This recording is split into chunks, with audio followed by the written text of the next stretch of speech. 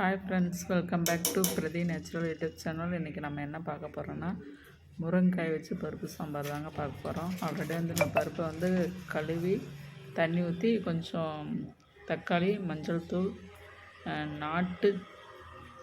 நாட்டு சிக்கு நல்லெண்ணெய் அது ஒரு ஸ்பூன் அளவு ஊற்றிக்குவாங்க. அதில் நான் பருப்பெல்லாம் ரெடி பண்ணி வச்சுட்டு அதில் ஒரு ஸ்பூன் எண்ணெய் ஊற்றி குக்கரில் விசில் விட போகிறேன். அதுக்கு பக்கத்தில் இங்கிட்டு பாத்திரத்தில் கொஞ்சம் எண்ணெய் ஊற்றி கடுகு போட்டுக்கோங்க. கடுகு நல்லா பொரிஞ்சு வந்ததுக்கப்புறம் சின்ன வெங்காயம் ஒரு 10 சின்ன வெங்காயம், கொஞ்சம் சீரகம் போட்டுக்கோங்க. 10 பல்லு சின்ன வெங்காயம் போட்டுக்கோங்க. முழுசாக போடுங்க, கட் பண்ண வேண்டாம். பருப்பு சாம்பாருக்கு இப்படி போட்டால் தான் நல்லாயிருக்கும். தேவையான அளவு கருவேப்பிலை போட்டுக்காங்க. நல்லா ஒரு கிளறி விடுங்க. நல்லா ஆனியன் வெந்ததுக்கப்புறம் நீங்கள் தக்காளி போட்டுக்கலாம். ஒரு 2 நிமிஷம் ஆயிலே குக் ஆகட்டும்.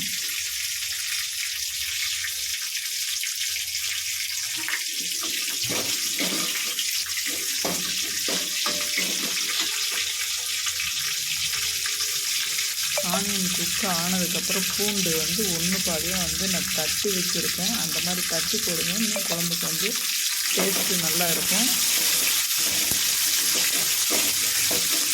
அப்படியே குக் ஆகட்டும்.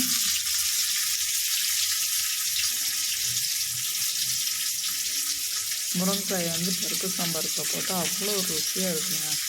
அது ஒரே ஒரு சின்ன ஒரு பொருள் மட்டும் கடைசியாக சேர்த்திக்காங்க, செம்ம டேஸ்ட்டாக இருக்கும். இப்போ தக்காளியை கட் பண்ணி வச்சுருக்கிறத நம்ம போட்டுட்டோம். அது கூட மஞ்சள்தூள்,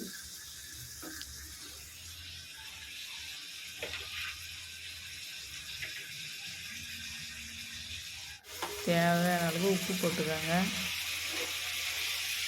உப்பு போட்டு நல்லா அந்த ஆயிலே குக் ஆகட்டும், விட்டுருங்க, அப்படியே வேகட்டும். லைட்டாக ஒரு கிளறி மட்டும் கிளறி விடுங்க. நல்லா தக்காளி மசிஞ்சு வந்ததுக்கப்புறம் தேவையான காய்கறிகள் போட்டுக்காங்க. நான் முருங்கைக்காயும் கத்திரிக்காயும் கட் பண்ணி வச்சுருந்தேன். அதை நான் சேர்த்துக்கிறேன். இந்த இதுக்குள்ளே நீங்கள் என்ன காய் வேணுமோ அதை போட்டுக்கோங்க.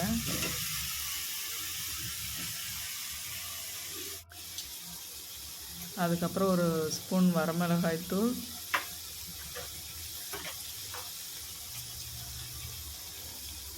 ஒரு ஸ்பூன் குழம்பு மிளகாத்தூள் நான் வீட்டிலே அரைச்சி வச்சுருப்பேங்க. அதை தான் நான் போட்டிருக்கேன். உங்களுக்கு அது டிப்ஸ் தேவைன்னா நீங்கள் கமெண்ட் பண்ணுங்கள், நான் சொல்கிறேன். நல்லா போட்டு கிளறி விட்டு கொஞ்சம் தண்ணி ஊற்றி, நம்ம ஆல்ரெடி உப்பு சேர்த்துருக்கிறதுனால இப்போ உப்பு சேர்க்க வேண்டாம். அந்த தக்காளியிலே உப்பு இருக்குது, கிளறி விடுங்க. கொஞ்சம் 2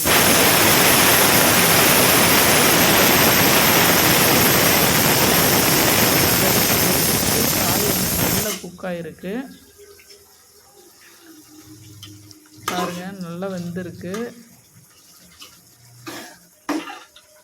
தேவையான அளவு புளி சேர்த்துக்காங்க. நான் இந்த தக்காளி அதிகமாக போட்டிருக்கறனால புளி நான் சேர்க்கலை. நீங்கள் புளி சேர்த்துக்காங்க. புளி சேர்த்திங்கன்னா தான் பருப்பு குழம்புக்கு உண்டான ருசியே நிறைய இருக்கும். ஸோ நீங்கள் தேவையான புளி சேர்த்துக்கங்க.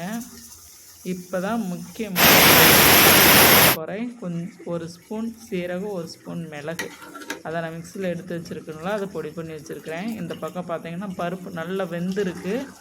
இப்போ காயும் நல்லா வெந்துருச்சு. ஸோ இப்போ பருப்பு இதோட ஆட் பண்ணிடலாம். காயில் எடுத்து ஊற்றிடலாம்.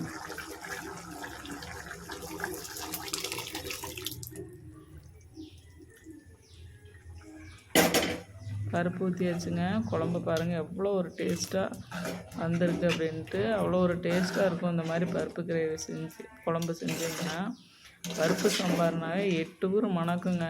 அந்த கடைசியாக நான் சொன்ன டிப்ஸ், அதாவது சீரகம் மிளகை மட்டும் மிக்சியில் பிடிச்சி 1 பாதியாக, ரொம்ப நைஸாக அரைக்க வேண்டாம், 1 பாதியாக அரைச்சி இந்த சாம்பாரோட ஆட் பண்ணிட்டிங்கன்னா சாம்பார் அப்படி ஒரு டேஸ்ட்டாக இருக்குங்க. கல்யாணத்து வீட்டிலையே இருக்கிறத கூட மிஞ்சிடும், அவ்வளோ ஒரு டேஸ்ட்டாக இருக்கும். இப்போ நம்ம சீரகமும் மிளகும் அரைச்சி வச்சுருக்குறோம் இல்லைங்களா, அதை சேர்த்துக்கலாம். சேர்த்து உடனே ஒரு கொதி வந்தால் போதும். நீங்கள் அடுப்பை ஆஃப் பண்ணிடலாம்.